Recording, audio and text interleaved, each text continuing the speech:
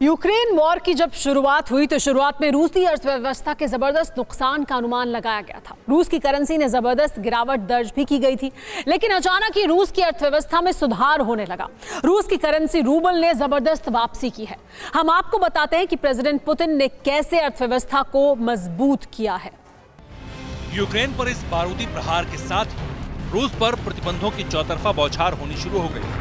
रूस की army Ukraine के शहरों पर बारूद बरसा रही थी और अमेरिका, ब्रिटेन से लेकर तमाम नेटो देश प्रेसिडेंट पुतिन को जकड़ने के लिए पाबंदियों का जाल बिछा रहे थे। बड़े बड़े वैश्विक अर्थशास्त्री रूसी अर्थव्यवस्था के तबाह होने की भविष्यवाणियां कर रहे थे, मगर युद्ध के 2 महीने बीतने के बाद सारे अनुमान आसमान में बारूदी धुएं के साथ उड़ गए।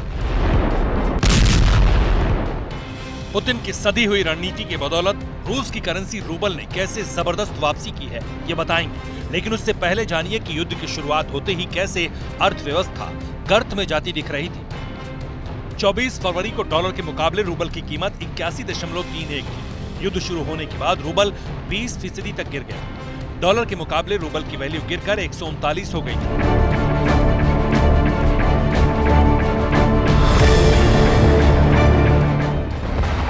युद्ध के दौरान ऐसा लग रहा था मानो अर्थव्यवस्था पूरी तरह से ढह गई, लेकिन अचानक ही 7 मार्च के बाद डॉलर के मुकाबले रूसी करेंसी रूबल ने वापसी शुरू की और 29 अप्रैल को अब तक की सबसे मजबूत स्थिति में पहुंच गया। 1 मई को $1 के मुकाबले रूबल की वैल्यू 73.35 है। यूरो के मुकाबले रूबल करीब 2 साल के हाई लेवल पर है।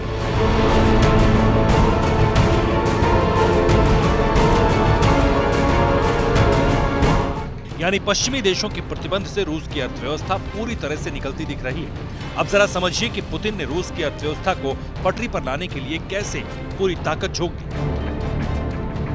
बैन से बचने का इंतजाम किया, अर्थव्यवस्था को मजबूत करने का प्लान बनाया, लंबा युद्ध लड़ने की तैयारी पहले से की, न्यूक्लियर हमले की स्ट्रेटजी पर काम किया, अमेरिका और नेटो से निपटने की तैयारी की, अंतर्राष्ट्रीय दबाव झेलने की तैयारी भी थी, हथियारों का भंडार बढ़ाया।